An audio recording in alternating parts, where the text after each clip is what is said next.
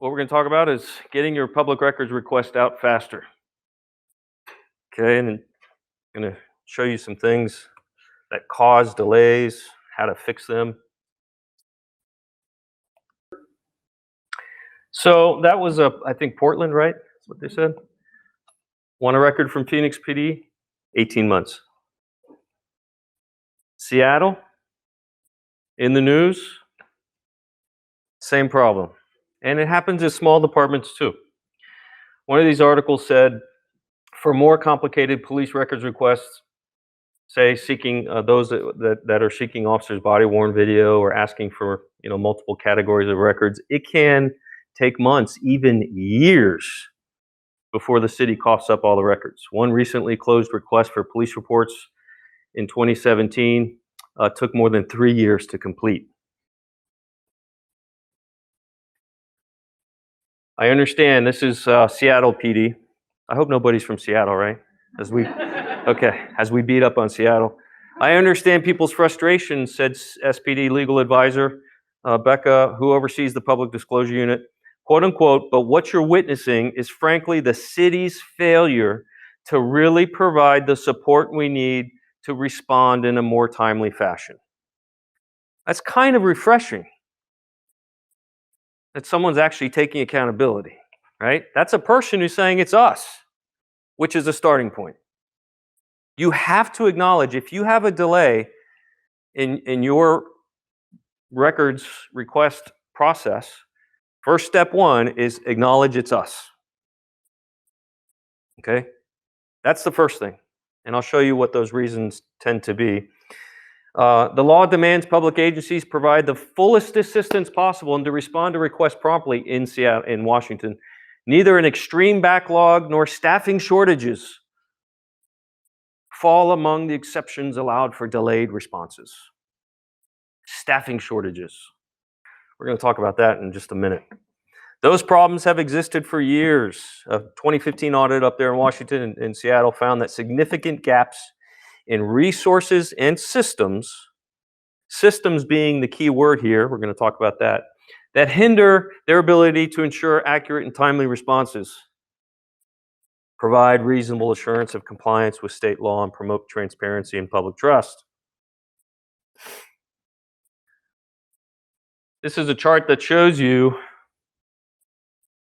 from 2016, 2017, 18, 19, 20, the number of employees that they had at Seattle PD's public disclosure unit kind of goes up and down.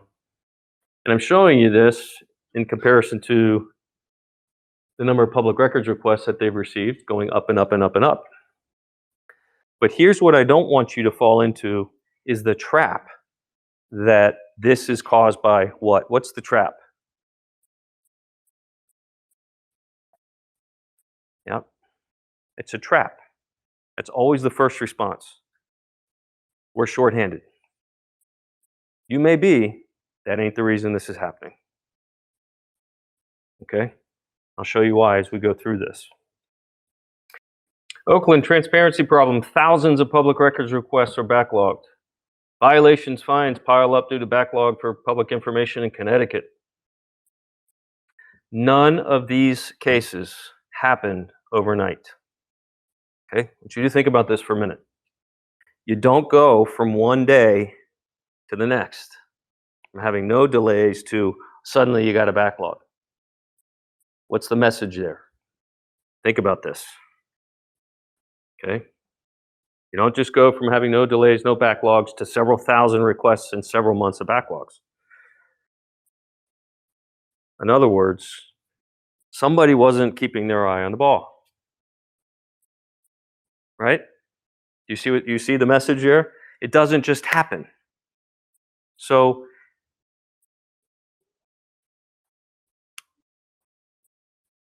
let's first look at the typical explanations for backlogs and delays, and I'm going to show you the real reasons. Number one reason is always staffing. How many of you are short-handed in records, honestly? Okay, about half of you raise your hand. That may be a contributing factor. Like I talked this morning about Dylan Roof, the mistake we made, it's a contributing factor. But it ain't the full reason why you have all these Delays. Okay. Uh, increase in requests. How many of you are seeing more and more requests coming in? Okay. COVID. Certainly unprecedented reason, probably a contributing factor. These two go together, right? You might have seen an increase in requests due to COVID and for whatever reason, people doing research or stuck at home. And the last typical reason is competing workload demands, right? You've got in records, you've got this to do and that to do and this to do and that to do. And it's hard to balance all of that. And that is resolved by having an organizational structure in records wherein people are assigned to specific roles and functions in records. Okay, I did an audit a couple of years ago in Colorado that sticks out in my mind, where they had a team of 7 records people, and everybody just came in each day and just chipped in. There was no assigned work. They had 3 or 4 baskets of paper, right? And people come in and take some of the paper, and they would just go process it, and people kind of literally it was an all hands on deck, just chip in, and there was no assigned roles or desks, functions. If you don't have that, you're always going to be struggling with the backlog because there's always going to be something not getting done. If you have people covering each functional role, processing incidents, processing traffic records, doing someone in warrants, someone in your teletype or NCIC if you do that, okay, you got to have that in place. Now, what is the reality? Why do we really see these backlogs? Going back to the concept that these things don't just happen from one day to the next, a lack of what are called key performance indicators. Okay, they're not monitoring the problem. Key performance indicators are statistics. It's just a measurement. How many of you keep stats and records of how much work you do? Those are KPIs, right? A lot of records units will track how many reports you process for the day or the month, how many traffic crashes, citations, public records requests, blah, blah, blah. If you're not tracking public records requests, that's step number 1. So in these cases you read about, they weren't tracking that. You don't go from a couple of days to 3, 4, 6 months, 8 months, 12 months in processing these requests if you're not tracking it. When you see that number ticking up, then you say, we got a problem. We got to do something about it. We'll get into that. Broken business process. These two are the most important and real reasons. This goes back to broken business processes, goes back to kind of what I alluded to in my opening speech this morning, is that we tend to have these very outdated procedures and we're still printing things out and making paper case files. And we're doing things that are just killing you and killing your operation. How many of you can think right now of something that you could scratch your head and say, why in the hell are we doing it this way? Okay? So you got to look at that and you got to say, what can we stop doing? That's step number 2. What can we stop doing in records? Because we always look at what should we be doing, and you're missing the bigger picture. When you look at something to fix, you need to fix something, people like to look at it and say, what should we be doing to fix this? No. Change your perspective. What should we stop doing in records that's going to free us up to do this? What processes can you stop? Be it printing things out and making paper case files or sending things on paper, whatever they may be. Lack of or non-use of existing technology. Right? You don't have the tools, the systems in place to help you with these requests. And lack of accountability. How many of you, like I said this morning in the speech, are waiting for officers to send those damn corrective reports back to you? Or they're not submitting them in on time? You should have a policy.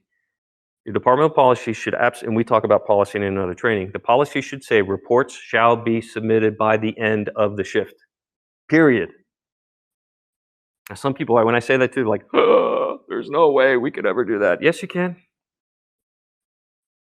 Reports should be submitted by the end of the shift to the sergeant. The sergeants need to check them and approve them, kick them back, get them corrected, and sent back to records before they leave for the day. Are there exceptions to that? Of course. Murders, big cases, ongoing investigations, late calls. It happens. But the standard procedure is they get into by the end of the shift. Now, You all may not be able to make that happen if you're worker bees and records, but what you can do is put a policy and a program and a meeting structure in place and build a records committee, because you alone, individually, if any one of you were to go by yourself and go talk to your boss and say, we need a committee or we need to do this, they're gonna say, haha, that's funny. We don't have time. But if you do put the committee together and you've got 6 or 7 people who are stakeholders, people who are vested in this issue and getting it fixed, a records manager, a couple of records folks, a couple of supervisors. There are patrol people who want to fix this with you, believe it or not, they exist. There are good sergeants out there that stay on top of their officers. Get them involved. Get with your policy people. Step 3, really start drafting this policy to require that. Because if they're taking 2 or 3 or 4 days to get the reports in, I worked with a department recently where they said, no, we give them the whole work week to turn the reports in. What are you talking about, the whole work week? Get them in by the end of the day. So there are 3. Every agency should be tracking 3 key performance indicators that is related to information management operations, okay? The one, some of you have been in my training, you've heard me talk about this, the average report turnaround time, okay? The turnaround time represents the time between when the report is written by the officer to the time it gets approved by records. And that should be a 2-step process, right? It goes to a police supervisor and then it goes to records and records looks at it, right? That's typically how it is and how it should be. So when records approves it, how long is that taking? What's your average report turnaround time? What's the target, by the way? Anybody know right today how long it's taking your department to approve? Okay, 3 days? Okay. Weeks? Someone said weeks. 7 to 10? This target is 2 days. Your target should be 2 days. And I don't care if you're Seattle PD. Where I came from, my department had 300 people. We were not small by any stretch. When I took over records, it was taking us on average 14 days. I said, that's not acceptable. I got it down to 2 days on average. It took me a while, but I'm telling you, I'm not just saying this just to share a funny story. It's true. I got it down to 2 days. But it starts with the officers. It starts with accountability. It starts with getting the quality of your reports improved so there's less mistakes in them to begin with. So this metric, number 1, is important since likely majority of your requests are for copies of incidents and accidents, right? What are the majority of the requests that you're getting? Majority. Copies of crashes, copies of accidents, copies of incidents. The average turnaround time, I'm sorry, I totally said this backwards, didn't I? I started on bullet point number 2. Turnaround time is the time I just talked about. The error rate, these two work hand in hand, right? How long it's taking you to turn around reports and getting them approved, 2 days, 3 days, 4 days, is largely driven by how many mistakes there are in those reports to begin with that you all are catching in records. How many of you struggle? Every day there's mistakes and you're thinking, God, these guys, these reports, right? If that error rate is high, it's going to take you longer to get your reports through the process. So you have to reach outside of records and coordinate with patrol and get the buy-in and get the accountability and get the policy and start improving the quality of police reports. That's the first thing I did in my department. First thing I noticed is my record staff, they were marking things up with the red pen and kicking things back. 27% of our reports had mistakes in them that were coming into records, and because we started tracking it. We weren't tracking it at the time. I asked them, do you guys track this stuff? I see you printing things out and correcting. No. I said, we're going to start tracking it. We can't fix it until we know how bad it is in the first place. And then how long is it taking you all on average to fulfill those requests? Did anybody track that? How long it's taking you on average to answer a public records request? What's your time? Oh, that's great. By policy or? Okay. So that was my next question. Some states, you're in Louisiana. What's your law? Okay. Okay. So notice the distinction. There's if it's regulated by law, some states regulate the response where you say, "Hey, we've got it, we're working on it," and then some laws say how long you have to actually give that record. How many of you come from a state where the law says you have X amount of days to give the record? What's the time period to give the record? How about you guys? You raised? And where are you from? Texas? Where else? Our law states that the record is available, you have to give it immediately. Yeah. If it's not readily available, you have 72 hours. Okay. How many of you are occasionally not meeting that time frame? What's the cause? Let's just get some thoughts. I'm California, so 10 days. What's causing your delays? Do you think? What do you think the delay is in your records requests, getting them out? I don't want to say. Staffing. That's okay. I know. It's okay. I know it's part of it. It's part of it. 7 is at 2. Staff, you're at 2 now? We're at 2. Okay, that's a problem. It's Yeah. a problem. Yeah. It will be fixed soon, but I know it's the part about the response. Right. Very stressful. It is. Yeah. I mean, if you go from 7 to 2, it's staffing. I'll give you that for sure. I don't want to say. That's okay. I get it. Sorry. It's a huge contributing factor. But what I try and do as your instructor is get you to think, okay, but are there other things we can do since we are short-staffed? What else can we do to help fix it? That's why we have to look at process, right? Because you all can't control the purse strings and the budgets. Some of you may be able to. So your target for the error rate is 3%. If we don't track and monitor performance, we won't identify the issues and be able to fix them in a timely manner, okay? These things don't sneak up. So we have to start tracking the turnaround time, the error rate, and the response rate. 3% is your error rate. Anybody track your error rate today in here? How many mistakes that you guys see in records, even after a supervisor has looked at those reports? Okay? If you certify for NIBRS, you have to be what? Okay? If your error rate is high, that's causing you guys to spin your wheels. What's the solution? Well, there's a couple of different ways. We can create a spreadsheet. It's what we did at my department back in the day. And our record staff literally tracked. We had a running spreadsheet on a shared network drive they all could access. And it would list every day the reports that came in, the case number, who wrote it, who approved it, and a little description of what the error and what the date was. What was the date of that report? And then another column that they would fill in with the date approved.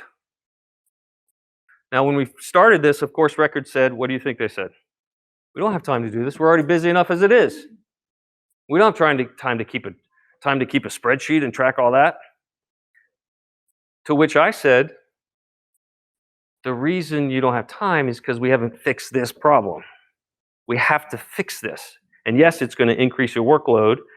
It's going to take time, but it's the solution to get it down. I got it down to 2 to 3 day average, yes. Did you do all things report, or did you also include like the homicide, Everything. everything? Okay. Now, another option is a dashboard, which is I'm doing a presentation on a dashboard. We'll show you what that is, but it's basically a web page, an internal web page you can go to that shows you these metrics in real time. We're going to show you how to build that in another session. Run reports in RMS. How do we meet this and measure this 3-day turnaround time? Okay, you can get into your RMS and capitalize the features that it has and start tracking this information.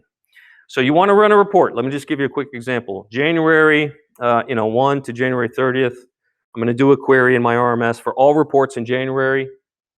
And how many of you can spit out a query, a report to Excel? You have that feature in your system, right? You can run reports. So you want to query the date the report was written, the date it got approved. You're going to create a spreadsheet that has a column that gives you the total number of days between here and here, right? If it was Monday, it was written and we approved it on Friday, how many days are in between there? And that other column is going to give you the number of days. And we add up in that column the total number of days and divide by the total number of reports, and it gives you your average turnaround time. And the the response rate, really 3 days for routine requests. I like 2, but 3 would be acceptable for routine requests, and certainly larger requests. It depends. Most states that have a deadline in the law typically give you an extension if necessary, right? In some states, they allow you to talk with the requester and give them an estimate of how much longer it's going to take. But we have to look at business process, we have to look at accountability, and we have to look at technology. Here's a sample spreadsheet I was telling you about. Report date, approved date, total number of days. This is just a sample, right? We add up all the days, we divide by, this is actually a snapshot from a real sheet. I had to kind of edit and copy and paste it, but they had 7,476 reports during this time period that we assessed at this agency, and their average was 3 days. So that's kind of what the spreadsheet just looks like. Those are the columns you would want to have if you do it that way. Yes, a records approval date. Yes. They are available. Yes. We're next week we're going to send actually this recording and the slide handouts. We'll email them to everybody.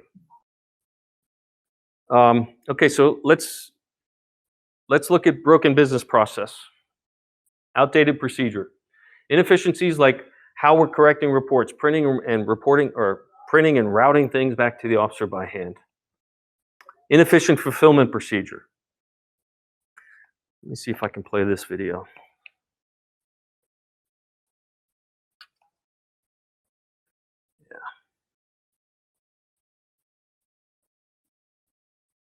This was just, to me, it was laughable when I saw this. One of the key sticking points these employees kept looking for was storing and managing all of this video by itself in-house, even though 34 other major cities use a private vendor stored in the cloud. So how does that slowing things down? Well, consider what happens whenever the public requests a body camera video. The open records folks at police headquarters can't download it on any computer view. Instead, they have to grab a hard drive and hop in the car. Where do they go? The AT Technology Services Building, more than a mile away. Here, they have to wait while that video transfers to the drive, and then back in the car for that mile-long trip back to police headquarters to begin processing the public request. Could you imagine taking the hard drive out of the computer and driving it across town to answer a public records request? That happens. I hope that is Houston in here? Please, no. Okay, good. Printing and redacting by hand. You got to look at your process. Look at your business processes. Okay? Requests are not being funneled and managed through one primary point of contact. Whether you are Seattle, Washington, Miami, big PD, one person ultimately holds the responsibility for your public records requests. Okay? Now, just about every state allows you to have more than one custodian of records. You don't have to just have one. You can have multiple custodian of records assigned to your department. There's no limitation. And so if you're a larger department, what we did, it worked very well, is we called them records liaisons. I had a records liaison in patrol, I had a records liaison in investigations, I had one in admin, one in communications, and one in the chief's office. And the records manager, she was the head. We built basically an organizational structure for public records requests. The records manager was at the top, and these other people I just mentioned were her go-to people. So all the requests would come into her office, and if they were for records, some of you are probably doing this, right? If they were for records that are in another unit, you route the request to that person. How many of you are doing that kind of today? You have that structure, okay? Got to have that. So we're going to first look at our business processes, stop printing things out, stop routing things by hand. We looked at our KPIs, keep everything electronic, maximize the use of your available technology. Email is not a good way to handle public records requests. It's okay to receive them that way. But I worked with an agency recently that the records manager would email requests back and forth to the people throughout the department. Not a good way to do it. How many of you miss emails? I miss emails every day. That's a lawsuit waiting to happen. People miss emails.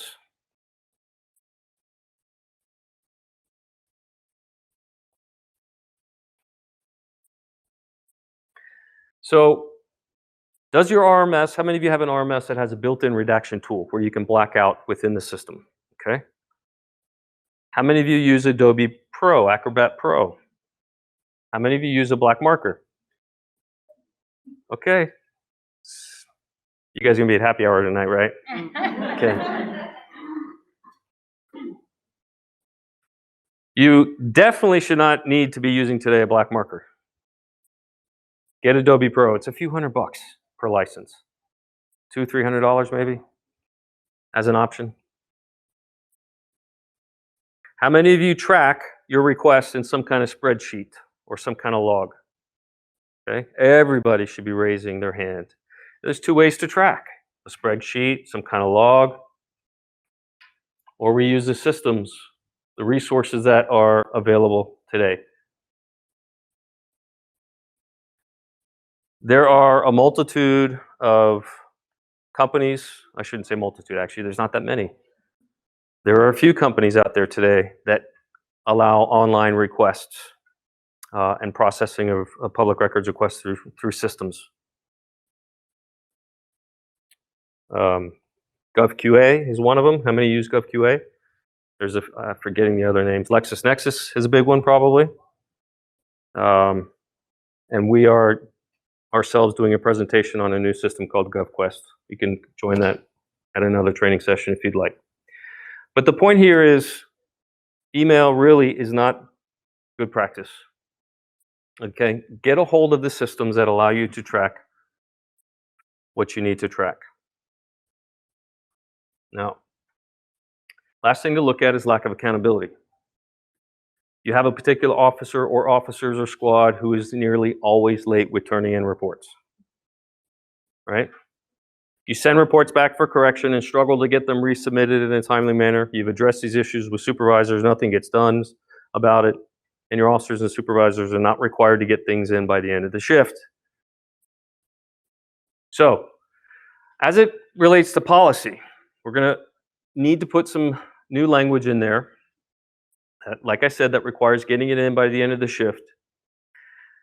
And let's talk about this for a minute. What types of mistakes are you all allowed to fix in reports? Now, how many of you come from a department where they tell you you can't change anything in a report? Look at that. That's a problem. Unfortunately, we have a lot of old school people still around in the profession. I love them, but they've been around a long time. And they have this mentality where civilians can't make changes to police reports. You can't change those reports. That's hogwash. Okay? There is no law in any of our 50 states that says you can't, a police report can't be changed after it's been written by a police officer. There is no such law that exists anywhere. So what we do to cover our butts, liability-wise, is in the policy, we're going to put some language in there that says records personnel are authorized to correct mistakes as follows.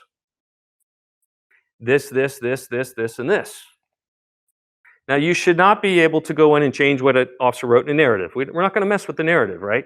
That's the officer's narrative. You weren't there, you're not the officer. But how many of you are making changes today already? You're making corrections, right? NIBRS changes, missing boxes. We do it all the time. That's normal, it's acceptable, it's standard, it's the way it should be. But again, for those of you that come from a department that have the opposite approach, you can't touch it, you're never going to get your turnaround time to where it should be, 2 to 3 days. Because that means everything is going back to the officers for corrections. So in the policy, we're going to list the things that you can correct. What can you correct? Off the bat, NIBRS related errors. Okay? Things that are not material to the investigation. They're not something that would be challenged in a court of law. You're not you're not altering the facts of what happened in that case. You're not altering what the officer did. You're putting up, maybe they left the property value. How many times do you see the officer forget to put the value of the property in there, right? Can you fix that? Sure. If you maybe call the officer, get the information. I know some departments have a blue book and they look up the value of cars in records. Use those resources. Do it. You can fix these things if the policy allows you to. And the way that you get to do that is this bullet point right here. The policy must state that the Nashville, Tennessee Police Department recognizes reports are a draft until final approved by records. Okay, something along those lines. All reports are considered a draft until final approved by records, or something like that. Now, what have I just created? I've just created tacit blanket authority and legitimacy to anybody who's a consumer of those records. And yes, if it gets challenged in court, I can articulate in court that, because here's the officer's concerns. You guys have probably heard this, right? Well, if I'm the one that has to go up on the stand and testify to this report that I wrote, what if records made a change? Well, here's how you explain that. So I'm an officer in court. This is what we did. It worked perfectly fine. The defense attorney says, "Officer, did you write this report? 1, 2, 3, 4, case 1, 2, 3, 4, blah, blah, blah." And the officer says, "Yes, I did." And the attorney says, "Did this report change since you wrote it?" Because the defense attorney is trying to do what? Discredit the officer, say that the department is manipulating reports, and they're trying to get their defendant off on a technicality. What if the officer got up on the stand and in his possession or her possession, he had a copy of your departmental policy, and the officer said, "Actually, sir, I brought a copy of our policy, and yes, the report has changed since I wrote it, because our policy and our process at our police department is such that all reports get checked and reviewed at 2 different levels before they get approved. And during this time, our department says those reports are a draft, and any mistakes will be corrected. And in this case, we corrected this, this, and this, and this, and here's the policy that allows us to do that." What's the jury going to say to that? Nothing. Because you are recognizing, as in any industry, what you have produced is a draft and gets corrected until it's finalized and approved. No company, no service, nothing. An automobile maker doesn't put out a car off the assembly line without checking it, putting it through a quality control process, right? Lawyers don't go to court until the legal secretary checks everything and makes sure it's good to go before they file the motions. We don't release things out to the public or to the criminal justice system until we've checked it and corrected the mistakes. And in order for your turnaround time to be short, you all need to be authorized to make certain changes to speed up the process. So if you're shorthanded, you can get them through quicker because you're making those changes yourself. Now, the downside to that is you want your officers to learn from their mistakes. If you always come up and clean up after the fact, they're not going to learn. So that's where the spreadsheet comes in. That's where the dashboard comes in. What we did is, you all have heard me talk about this, the naughty list, right? We kept this naughty list of all that spreadsheet I told you about earlier. You did it for a while, didn't you, Amber? I think you did it. You went from 14 to 3. Look at that. With the naughty list? Okay. The naughty list is something I think Amber learned in one of my trainings years ago. It's that spreadsheet, and the spreadsheet lists all of the officers, the reports, the mistakes, and that report, the naughty list, gets distributed to patrol at the end of each month. And the sergeants go over this report in roll call. All right, we got the damn naughty list. Let's see. Jones, 20% error rate, right? And they're going over the list. I'm being a little sarcastic, but that's where the accountability comes in. As a profession, we have got to get away. How much time do I have left? We've got to get away, okay, good, from having no accountability. Some departments are really good at holding their personnel accountable. Some are not. We've seen that in many high-profile cases. Did you see, what was the name of the Minneapolis, George Floyd? Did you see the dispatcher, what she did? You know the George Floyd case, right? There was a call taker that was watching this thing transpire on the video. Did you all hear about this? There's a call taker. In the call taker center, they have the TV screens that show the camera feeds from all throughout the city. Well, the George Floyd incident, there was a city camera pointing right at the incident. And there was a dispatcher in there watching this, and it didn't look right to her. And the officer's on this guy's neck for however, 8 minutes, whatever it was. Halfway into that, she picked up the phone and called the supervisor on duty and said, look, and the recording is online, you can look this up. She said, I don't want to be a rat, but somebody needs to say something. This doesn't look right. That woman's a hero. And unfortunately, it didn't prevent the incident from happening, but that took some guts for her to call a supervisor and say that. That is what we need in this profession. 99% of us are good people, I can tell you that much. 99%, I'm not bashing on cops, I used to be one. That's a rarity when that stuff happens. But that's accountability. And so if we protect the officers, and the reason I'm saying this is because in past classes, when I've talked about this naughty list, I've had people come up to me on the break or quietly after their class. It's usually officers. It's usually the guys with the badge and the gun. They say, we would never, and it's now you folks in records, ladies, I know you love to take care of your officers too. And a lot of you like to go up to them privately and say, listen, I don't want to tell anybody, but you made some mistakes here, right? How many of you are guilty of that, right? It's not going to get any better when you do that. It's nice. It ain't going to fix the problem. So if you want to fix the problem, you got to hold them accountable. And so officers are, some people going, we wouldn't do that. Our morale is bad enough today. I said, I know it's bad. It is bad. It's probably the worst it's ever been in the profession. But does that mean we kick the can down the road and we don't fix this stuff? If you want to fix it, folks, you got to rip the Band-Aid off. If you want breakfast, I got to break some eggs to cook it for you. We got to fix it. And so the naughty list gets looked at each end of the month at the roll calls.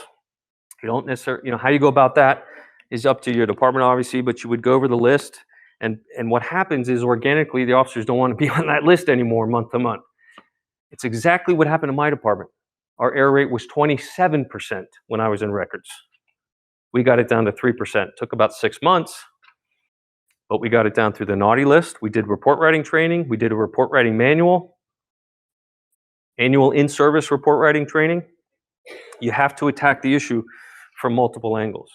So while staffing is certainly a contributing factor to you being able to answer public records requests, especially you, two people, look outside the box and look at what some of these other potential causes are that raise your hand. I don't know if I asked you this, maybe I did, forgive me if I did, but how many of you struggle with this report corrections issue? Or late reports, or stuff not getting turned in on time, and tracking things down, and hunting reports down, and the officers sitting on things, and the sergeant sitting on things. That delays the process. Okay, so you have to look beyond just the staffing. That's part of it. Look beyond the staffing, right? And start getting leadership involved at the agency.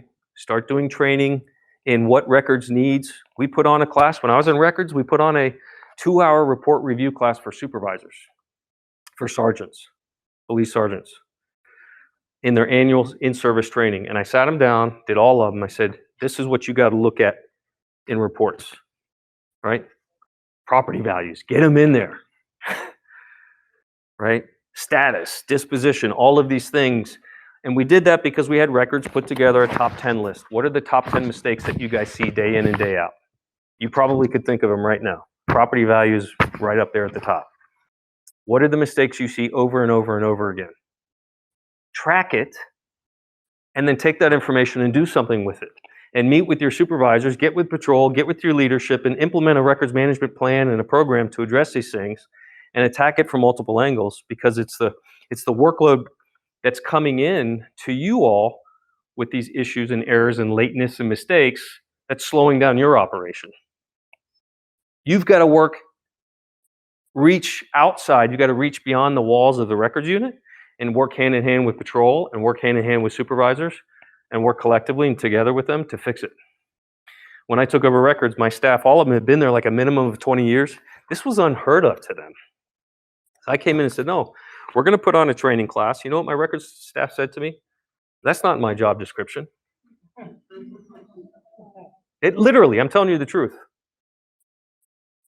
We're unionized where I am. They went to the union and said, he's making us do things that are not in our job description. It actually had to go to a mediator. And we pulled out the policy. Of course, that's the first thing pull out. Or the job description. And there's that last sentence in there that always says, and all other job-related duties. And the arbitrator said, well, what's this training for? And we said, well, we're gonna help train the officers because what we're trying to do is fix these mistakes and these, blah, blah, blah, blah, blah. So we won that argument. So we put together training, and I got and you know what? At the end of the day, they hated me when I went into records. They hated me.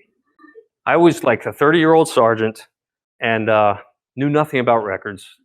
Wasn't married, had no kids. I thought I knew, I'll fix this place. When I left, when I got promoted 4 years later to lieutenant and transferred out, they were literally in tears. I came to my office and said, wish you didn't have to leave. So that is a cultural thing. If you have somebody that comes in and is trying to fix, or you guys can be that person to try and fix things, when you make changes and you mix things up and change business from how you used to do it, you've got to look at the end game. What's the end result of this? Yeah, it may be more work for us, but what I kept telling them over and over and over is that we're doing this to make your jobs easier. And it may take more work to get there, but at the end of the day, you're going to be grateful that we did all these changes. Amber can attest to that. I didn't pay her to be here, by the way. She's just been a long-time customer of ours. Okay, so accountability is key. Beautiful, beautiful. Yeah, I've seen another department did that. It's part of the onboarding process. Before they even start the academy, they would our department did it 1 week in records, 1 week in comms, 1 week in investigations, 1 week in patrol before they even start. You got to get them when they start. Plant the seed, yeah. So I would like some advice on completing the report in the shift. I was literally just having this conversation with my partner. And he said, it's absolutely ridiculous, Tiffany, you're overzealous. We need the whole work. So from your perspective, having that conversation, how do you do that mind shift? Oh, such a great question. So it's when you talk about mind shift and really cultural mindset changes, it takes time, okay? And I call it the circle of love. You guys might have heard me talk about my circle of love in training, right? If I had a drawing board here, put a big X in the middle and a circle around it, okay? X is the problem. Whatever X is my problem. When I started in records, I had the same problem, right? The supervisors, they thought we were nuts with what we were trying to do. So we went at X with one tactic, right? We would try one singular thing at a time. Like we did the naughty sheet and then we didn't do anything else. And the naughty sheet helped. It got our 27% error rate down to, I think on average, 15%. But that wasn't enough for us. So we said, well, how else can we come after X? We built a report writing manual. We did report writing training classes. We did roll call sessions. We brought the officers for training into records. So what I'm conveying to you is there's no one thing you can do. There's no conversation that's going to fix that. There's no meetings that are going to fix that. It's actionable things that you have to put in place to change the framework within which they operate to force them to make the change. That's policy. It's making training classes. It's the naughty list. It's the roll call briefings. It's messaging. I, as the records sergeant, I would go to roll calls and I say, listen, guys, I want you to understand what's going on. Literally, this is how I would tell them. I would say, once you guys understand, I'm in records, here's what we're seeing. We have customers coming in that are asking for copies of reports and complaining, rightfully so, because they're not getting them for 2 or 3 weeks. And what we need from you guys is to get your reports done by the end of the shift. And I would tell them, you're probably gonna see a policy change on this. It's a sale. You have to sell them. Yeah. But you can't do that unless you message. You have to go and message. Change the policy, put the training program. It's not easy. I know this is not an easy answer to what you're asking, but you're changing the structure of the department in terms of how it operates in the way that it manages information. And you're making inherently that mindset will happen. Because now they recognize, hey, there's a higher bar now that we have to meet as an agency. It's not easy. I totally get it. I welcome other thoughts on what she's asking. Yes. Policy, training, get a report writing manual to the officers. You're chipping away at the X, right? So if the X is here as a circle, I'm going to come at the X from all these different steps, because we would try one thing at a time. We saw very little results.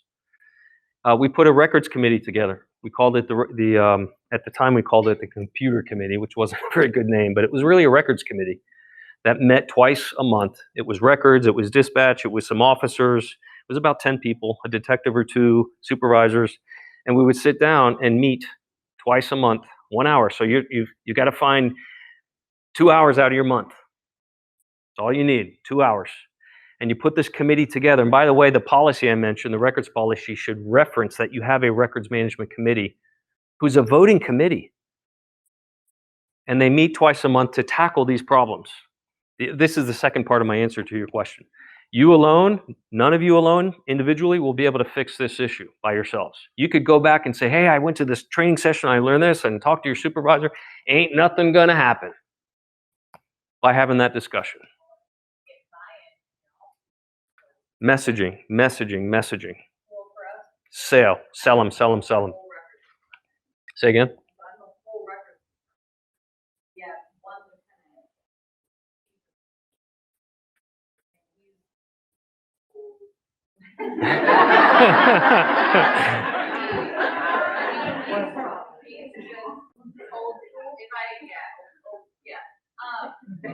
So, trying to get buy-in from my lieutenant, who is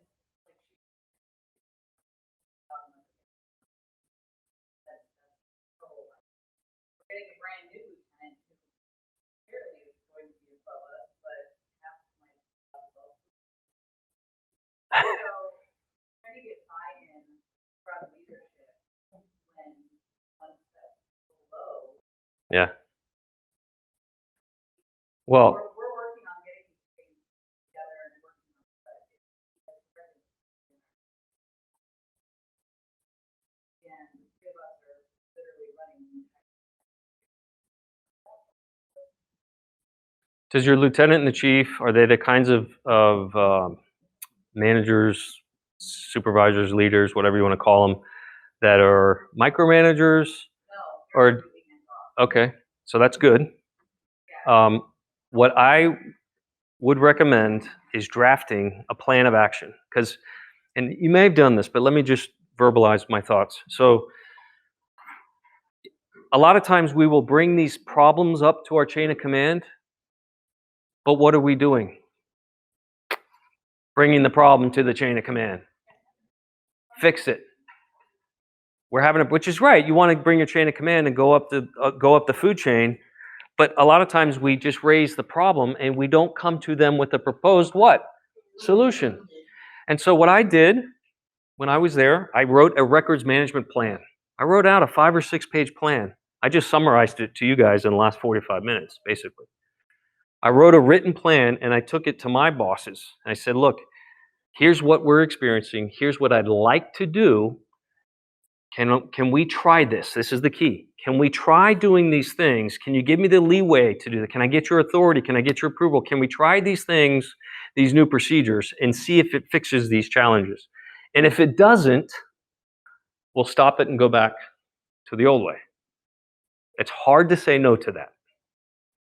So, I know for me, I've kind of at one time, and that's similar, not exactly, but I went with them with the state law first.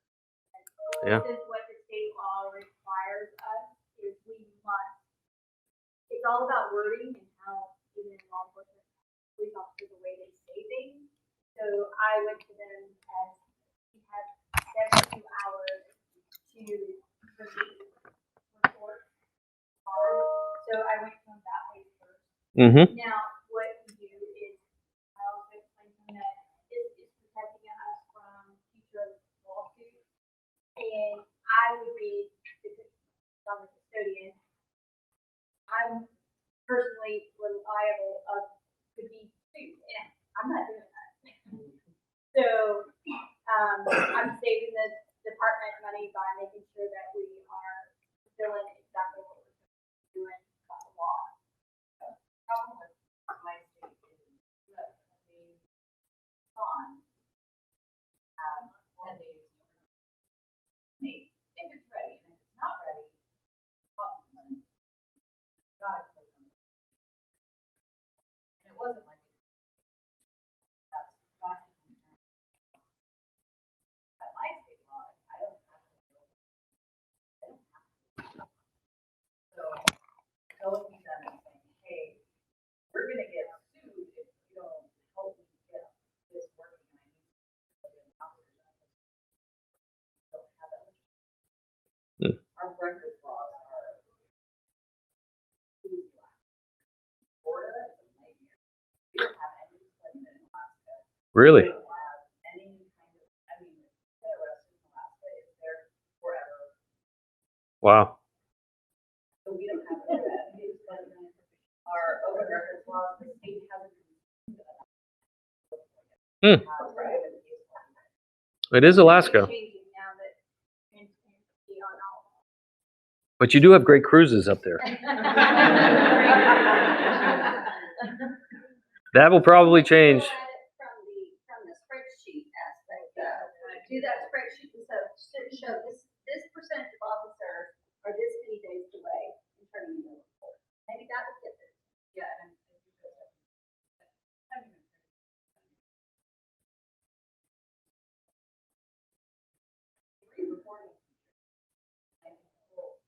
All those.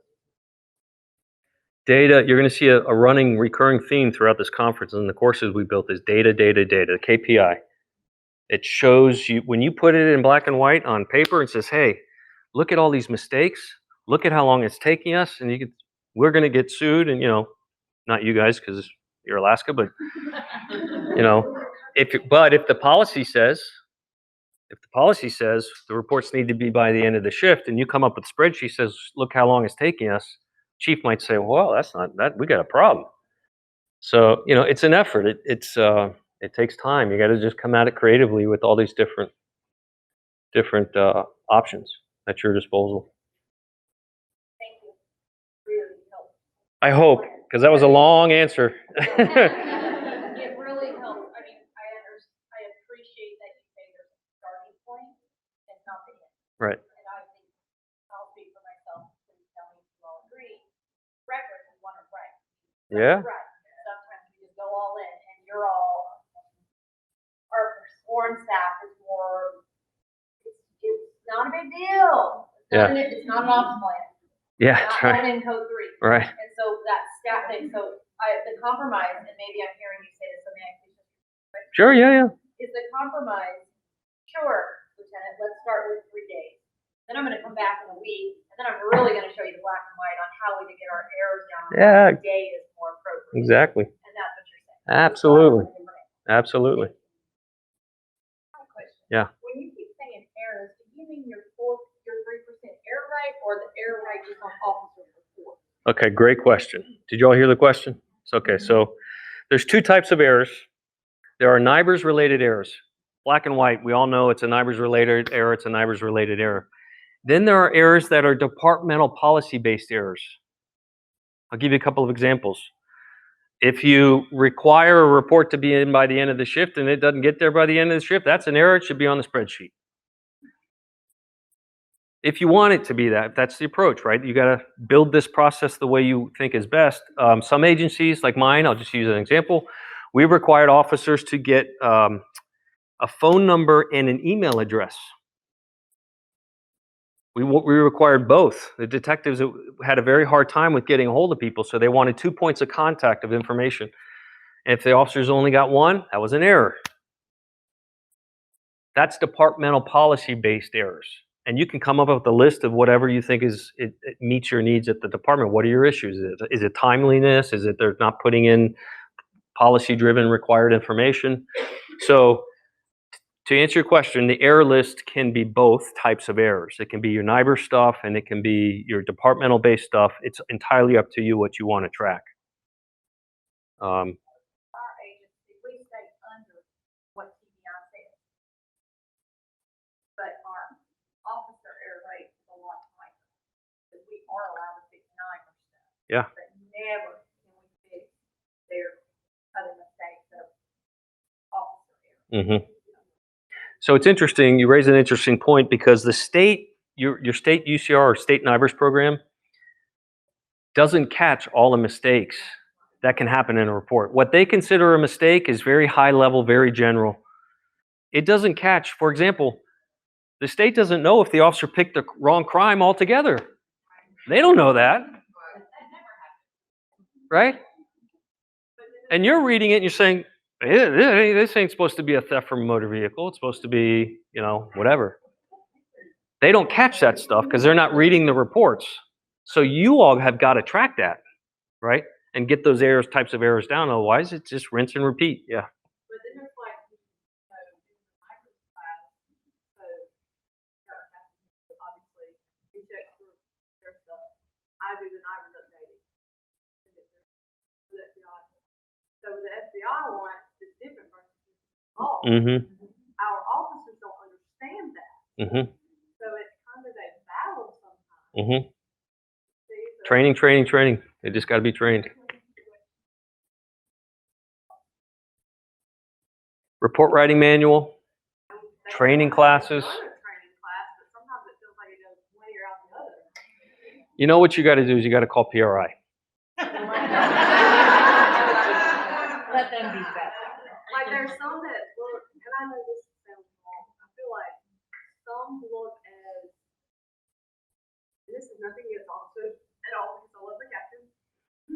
But some officers, I feel like they think your staff is inferior, so they don't have to. I know, it's very common. But it's honestly, if you take us out of the picture, we're gonna be able to fully run. The only way to fix that is what I was telling her. No amount of discussions and talk and meeting is going to change that mindset. But when the system that they have to work in is forcing them to be compliant and produce a product that is accurate, error-free, and well-written, that's my motto, through all these different accountability measures, they have to get on board. Either they're going to get on that bus or they're going to get run over by the bus. Like I know we can go and change our policies, but the question is, you've got, your chief might be on board, but say your sheriff may not. You have a chief and a sheriff? Oh, chief deputy. Okay. Yeah, that's tough. You see what I'm saying? Maybe is there an election coming up or something? He's out on. It's fine until it's Regardless, public. he's been there a while, the election's gonna get. I mean, I will. There's nothing wrong with him, just. At the end of the day, I get it. Sometimes, I'm painting a really rosy picture, which sometimes it ain't going to happen if the wrong people are in place up top. I get it. And sometimes I think it's to the point that makes it much more. Yeah. They don't hear you. Retired on duty. They're on the way out. Yeah. It's not- And they look at, yeah, I might be the youngest person there, even though I'm investigating assistant. Yeah. But I help a lot. So, The challenge also today is you got to be cognizant of the fact that the officers are working in unprecedented times, right? Because they're hated now by everyone. I mean, this mindset we're going through is just, so you have to kind of tread lightly today if you're going to make these changes. You do have to be, right, but there's a balance between the kid gloves and the let's beat them up over this. You got to take into account how busy they are. Are they really swamped for calls for service, or do they have some time to work on this stuff? So, that's why you need the meeting and the committee together, the people to come to the table and brainstorm.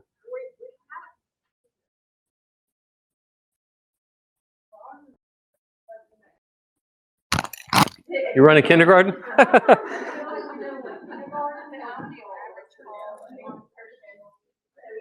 When they come to me, well, we don't have time. Yeah. So then I'm like, okay, this is how many.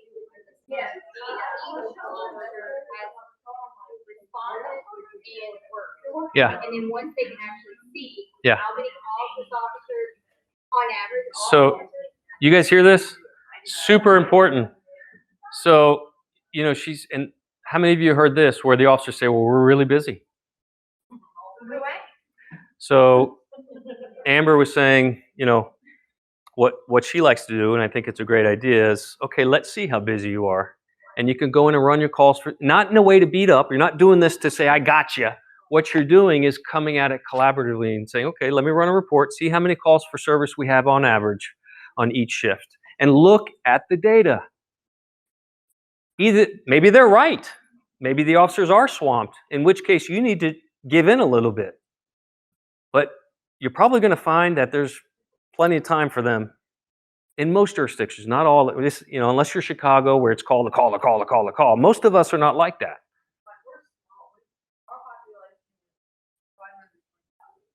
Yeah. So, yes, we're a big rural county, and so it may take a long time to get to see a person. So a lot of times, those people have to handle for themselves by the time we get there. But Yeah. in the same sense, it's almost like, say you're busy, but So what you you still have time where you should have got your. So the only way you can make that argument is with data, and say, look, and validate them. By the way, I wish my wife was here; she could hear me say this. Validate their concerns. Right? I went to some training for that. I learned that. Validate the fact that thank you. They may feel like they're busy, right? We live in a feel world today. Everybody's how I feel. I just wrote that. So- Data-driven conversation, no feeling, no emotion. Right. Show the facts. Yes. That's what you just said. But validate them too. See, I know you might feel like you're busy, but what we did is we actually looked at how much time there was in an average shift and show them the data and say, we think you have time, but you got it. And like my department, the Wasilla is about 10,000 people, and it's demographics are like crackheads and people, and And cruise ships and tourists. no, we are landlocked. Oh. The only problem is these things are like 525 officers. We have the only Walmart. Target is 50 miles, and we've got the only Sonic in Alaska. So, we have 100,000 people, Wow. which is half the population of Huntington. So, when we pull the Comstat, that's a 7 days when I get done. He had to move that out to 10 days. 20 hours. Really good reason. They were tired. But with that kind of attrition rate, we had to move our line out. It was. And when we pulled the stats, they really were, and they were people who were. Mm-hmm. And they are out 12 hours a day. Yeah. So if you look at those stats, I mean, our town is 12 square miles, so a lot of driving. And initially, when we went into this, we were like, how are you guys thinking? We hadn't factored in. And they were driving.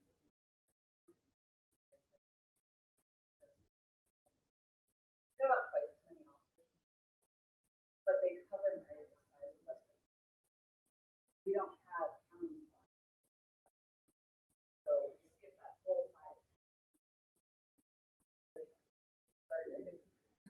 know? Yeah.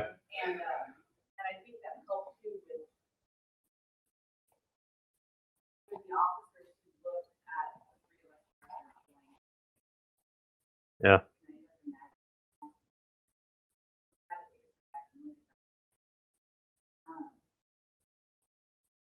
I give back to the community constantly.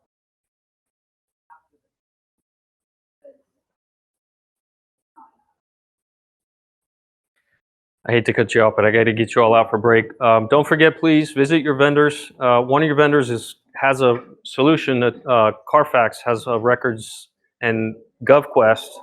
Make sure you visit them. Thank you all. Hope you enjoyed it.